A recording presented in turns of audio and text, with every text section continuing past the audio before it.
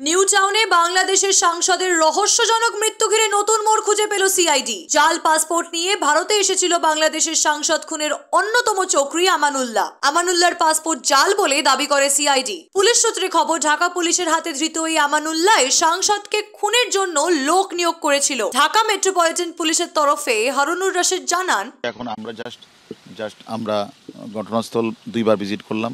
আমরা টিআই প্যারেডের জন্য আমরা জাহিদকে সেখানে ঘটনাস্থলে নিয়ে গেছি। আবার সে ঘাতক জাহিদকে নিয়ে আমরা এখন আবার যে খালটার কথা বলছেন, যে খালে ডাম্প করেছে সেখানে এসেছি। সেই স্থলটা আমরা ভিজিট করছি। আমরা ইন্ডিয়ান পুলিশ আমাদেরকে নিয়ে এসেছে।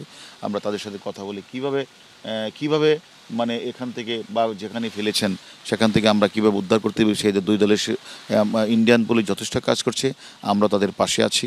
আমরা মনে করি তাদের যে আন্তরিকতা, তাদের যে মানে একনিষ্ঠ চেষ্টা, আমি মনে করি এটা অবশ্যই আমরা স্বল্প সময়ে উদ্ধার করতে পারবো। এরকমভাবে অপরাধীরা ঘাতকরা, মাস্টারমাইন্ড, মদতদাতা বা মানে তারা এবং যারা এক্সিকিউশনের পার্টি যারা সম্পন্ন করেছে, তারা কিন্তু অত্যন্ত প্ল্যান ওয়াইজ ঠান্ডা মাথায় তারা কিন্তু হত্যাকাণ্ডটি ঘটেছে গম করার উদ্দেশ্যে, এবং অপরাধের ইকে ভিন্ন খাতে ভিন্ন দিকে নিয়ে যাওয়ার তারা ধাবিত করেছে।